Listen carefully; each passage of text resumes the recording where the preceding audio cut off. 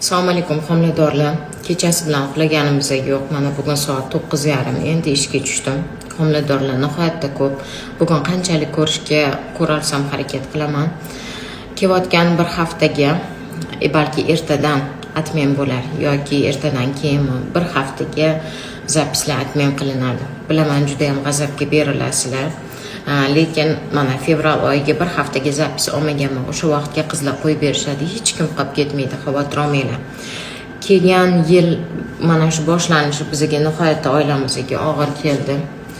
Og'ir sinovlar bilan keldi. O'shaning uchun shunaqa yozilgan ekan. Xo'p. Meni qo'llab-quvvatlab turasizlar degan umiddaman.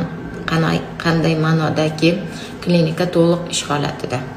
Mukarram opa, Mardon opa, Shohist opa, yana yangi vracham olib kelganman.